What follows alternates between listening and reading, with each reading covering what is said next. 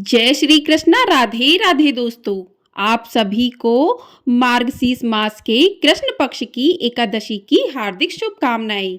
आप सभी पर भगवान विष्णु मां लक्ष्मी की कृपा सदैव बनी रहे। आज की वीडियो में हम सुनेंगे उत्पन्ना एकादशी की व्रत कथा और एकादशी की आरती। तो आप सभी लोग हमारे साथ जुड़े रहिएगा और वीडियो को पूरा अवश्य सुनिएगा। तो साल 2024 में उत्पन्ना एकादशी का व्रत 26 नवंबर दिन मंगलवार को है। इसी दिन भक्त व्रत रखकर भगवान विष्णु का और मां लक्ष्मी का पूजन करते हैं। तो जो भी भक्त इस दिन व्रत करते हैं तो उन्हें एकादशी व्रत की कथा भी अवश्य पढ़नी अथवा सुननी चाहिए। तो चलिए कथा शुरू करते हैं। प्रिय भक्तजनों, धर्मराज युधिष्ठिर कहने लगे कि हे भगवान, मैंने कार्तिक शुक्ल एकादशी अर्थात प्रबोधनी एकादशी का सविस्तार वर्णन सुना। अब आप कृपया करके मुझे मार्गशीर्ष माह के कृष्ण पक्ष की एकादशी के विषय में भी बताइए। इस एकादशी का क्या नाम है तथा इसके व्रत का क्या विधान है, इसकी विधि क्या है, इसका व्रत करने से किस फल की प्राप्ति होती है, कृपया यह सब विधान पूर्वक कहिए। तभी भगवान श्री कृष्ण बोले कि मार्गशीर्ष माह के कृष्ण पक्ष में आने वाली इस एकादशी को उत्पन्ना एकादशी कहा जाता है। यह व्रत शंखोधार तीर्थ में स्नान करके भगवान के दर्शन करने से जो फल प्राप्त होता है उसके बराबर पुण्य मिलता है। व्रत करने वाले भक्त को चोर, पाखंडी, पर स्त्रीगामी, निंदक, मिथ्याभाषी तथा किसी भी प्रकार के पापी से बात नहीं करनी चाहिए। इसका महात्म्य मैं तुमसे कहता हूँ, ध्यान पूर्वक सुनो। युधिष्ठिर कहने लगे कि हे भगवान, आपने हजारों यज्ञ और लाख गोदान को भी एकादशी व्रत के बराबर नहीं बताया, सो यह तिथि सब तिथियों से उत्तम कैसे हुई, बताइए।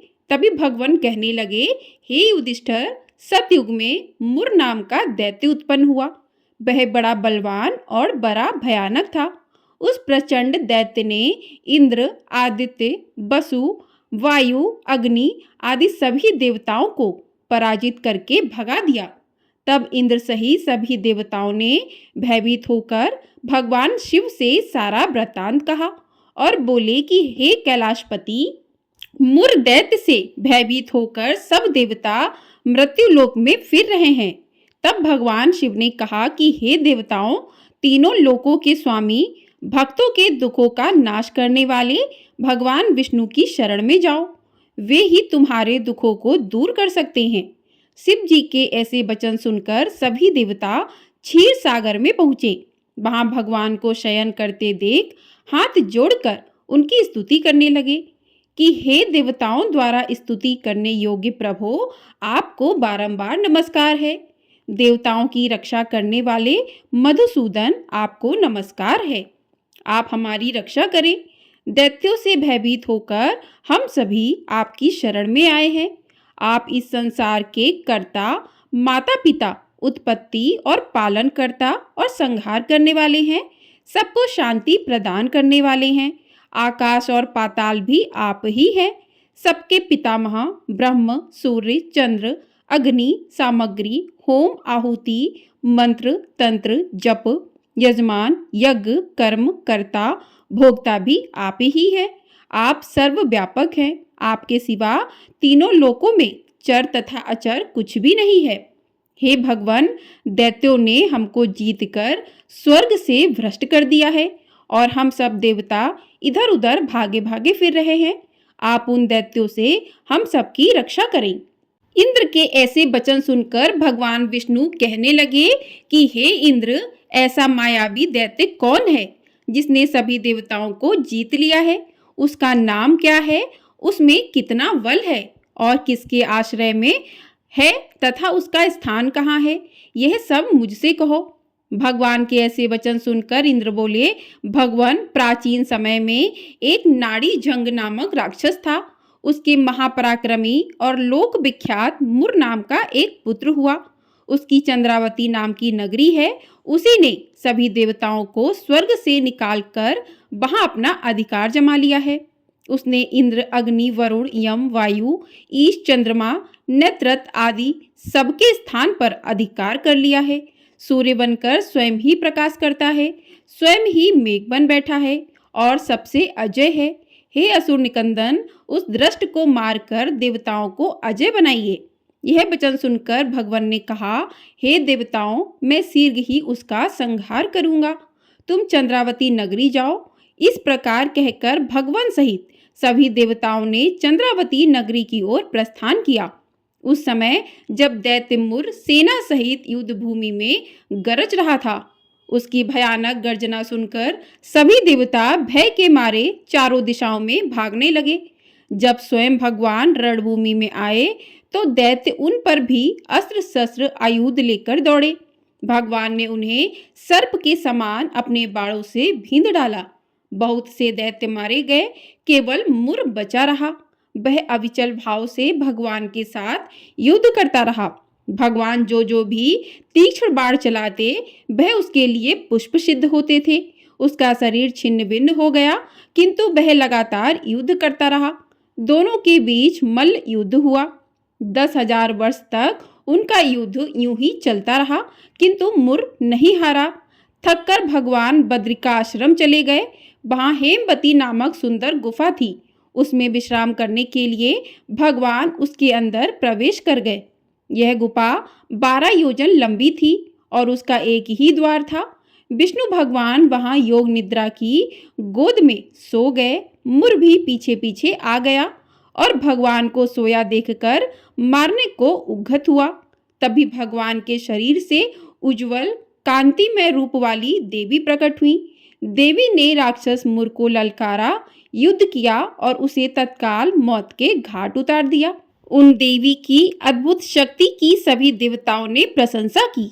जब भगवान विष्णु योग निद्रा से उठे, वे अपनी शक्ति को नहीं जानते थे, इसलिए उन्होंने उस देवी से अपना परिचय देने का आग्रह किया। देवी ने अपना परिचय देते हुए बताया कि वह भगवान विष्णु की योग माया से उत्पन्न हुई है। भगवान विष्णु ने उनकी स्त्री शक्ति से बहुत प्रसन्न होकर उनसे इस महान काम के लिए वरदान मांगने का आग्रह किया। श्रीहरि की बात सुनकर उस देवीय कन्या ने कहा, कृपया मुझे ऐसी शक्ति प्रदान करें जिसके प्रभाव से मेरे निमित्त व्रत पालन करने वालों के समस्त प्रकार के पाप नष्ट हो जाएं तथा उन्हें मोक्ष प्राप्त हो जाए। कृपया मुझे सभी तीर्थों में सबसे महत्वपूर्ण और सबसे अच्छा बनने की प्रेरणा दें। प्रभु, मुझे ऐसा वरदान दें कि मैं अपने भक्तों को मोक्ष, धर्म और धान्य दे सकूं। कन्या को वरदान देते हुए भगवान विष्णु ने कहा कि तुम्हारा जन्म एकादशी तिथि को हुआ है, अतः तुम समस्त लोकों में एकादशी के नाम से विख्यात होगी। इस दिन तुम उत्पन्न हुई हो तो तुम्हें उत्पन्ना एकादशी के नाम से जाना जाएगा।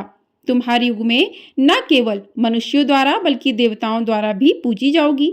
एकादशी व्रत से अधिक कुछ मुझे किसी अन्य चीज से प्रसन्नता नहीं होगी। तुम्हारे अनुयायी सभी सांसारिक सुखों का आनंद लेकर अंत में मोक्ष को प्राप्त होंगे। बोली उत्पन्ना एकादशी मैया की जय। बोली भगवान श्री हरि विष्णु की जय। बोली माँ लक्ष्मी की जय। तो इस प्रकार से उत्पन्ना एकादशी की व्रत कथा पूर्ण हुई। आइए अब करते हैं आरती। ओम जय जगदीश हरे, स्वामी जय जगदीश हरे। भक्त जनों के संकट, दास जनों के संकट क्षण में दूर करे। ओम जय जगदीश हरे। जो ध्यावे फल पावे, दुख बिन से मन का। स्वामी दुख बिन से मन का, सुख संपत्ति घर आवे। सुख संपत्ति घर आवे, कष्ट मिटे तन का। ओम जय जगदीश हरे। मात पिता तुम मेरे, शरण गहूँ मैं किसकी। स्वामी शरण गहूँ मैं किसकी। तुम बिन और न दूजा, प्रभु बिन और न दूजा। आस करूँ मैं जिसकी। ओम जय जगदीश हरे। तुम पूर्ण परमात्मा, तुम अंतर्यामी। पार ब्रह्म परमेश्वर, पार ब्रह्म परमेश्वर, तुम सबके स्वामी। ओम जय जगदीश हरे, तुम करुणा के सागर, तुम पालन करता, स्वामी तुम पालन करता। मैं मूरख फल कामी, मैं सेवक तुम स्वामी, कृपा करो भरता। ओम जय जगदीश हरे, तुम हो एक अगोचर, सबके प्राणपति, स्वामी सबके प्राणपति। किस विध मिलूं दया में, किस विध मिलूं दया में, तुमको मैं कुमति। ओम जय जगदीश हरे, दीन बंधु दुख हरता, ठाकुर तुम मेरे, स्वामी रक्षक तुम मेरे। अपने हाथ उठाओ, अपने शरण लगाओ, द्वार पड़ा तेरे। ओम जय जगदीश हरे, विषय विकार मिटाओ, पाप हरो देवा, स्वामी कष्ट हरो देवा। श्रद्धा भक्ति बढ़ाओ, श्रद्धा भक्ति बढ़ाओ, संतन की सेवा। ओम जय जगदीश हरे, ओम जय जगदीश हरे, स्वामी जय जगदीश हरे। दास जनों के संकट क्षण में दूर करे। ओम जय जगदीश हरे। बोले भगवान विष्णु की जय। तो इस प्रकार से उत्पन्ना एकादशी की व्रत कथा और आरती पूर्ण हुई और इसके बाद आप भगवान से क्षमा याचना करें। आरती करने के बाद उसके बाद आपको जो है शाम के समय भी भगवान का पूजन करना है और अगले दिन आपको व्रत का पारण करना है। तो एकादशी के व्रत में व्रत का जितना महत्व होता है उतना ही पारण का भी महत्व होता है। तो पारण की वीडियो आपको हमारे चैनल पर मिल जाएगी।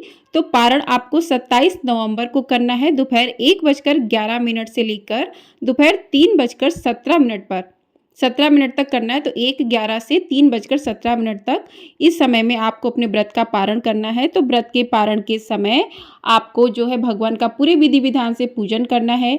उसके बाद आपको दान दक्षिणा ब्राह्मण को दान देना है। दान देने के बाद ही आपको अपने व्रत का पारण करना चाहिए। तो व्रत का पारण आप तुलसी दल और जल के साथ कर सकते हैं, भगवान के प्रसाद से कर सकते हैं, आमले से कर सकते हैं। तो इस प्रकार से व्रत का पारण करना चाहिए और आपको पारण की कथा हमारे चैनल पर मिल जाएगी। आप लोगों से भी अवश्य सुनिएगा। और आपको ये वीडियो पसंद आई हो तो वीडियो को लाइक अवश्य कर दीजिएगा। चैनल पर नए हैं तो चैनल को सब्सक्राइब कर लीजिएगा। आपको हमारे चैनल पर इसी प्रकार से कथाएं सुनाई जाती हैं। तो आपको एकादशी व्रत पारण की कथा भी सुनाई जाएगी। आप लोग उसे भी अवश्य सुनिएगा। उसके बाद प्रदोष व्रत की कथा भी आपको हमारे चैनल पर मिलेगी। तो आप लोग चैनल को अपना ढेर सारा प्यार ज़रूर दीजिएगा। और ये वीडियो पसंद आई हो तो कमेंट बॉक्स में भगवान विष्णु की जय अवश्य लिखिएगा। उत्पन्ना एकादशी से ही आप जो है एकादशी का व्रत भी प्रारंभ कर सकते हैं। अगर आप एकादशी का व्रत शुरू करना चाहते हैं तो आप उत्पन्ना एकादशी के दिन से ही एकादशी का व्रत शुरू कर सकते हैं। 1 साल की एकादशी जो भी जैसे भी आपने अपने मन में रखा है तो आप इस साल उत्पन्ना एकादशी का व्रत जो है शुरू कर सकते हैं और इसी समय से आप बाकी एकादशी का व्रत भी शुरू कर सकते हैं। तो इस प्रकार से जो है इस वीडियो को यहीं पर करते हैं समाप्त। मिलते हैं अगली वीडियो में। तब तक के लिए जय श्री कृष्णा, राधे राधे दोस्तों। हम सभी पर भगवान विष्णु माँ लक्ष्मी की कृपा सदैव बनी रहे। बोलिए राधे राधे।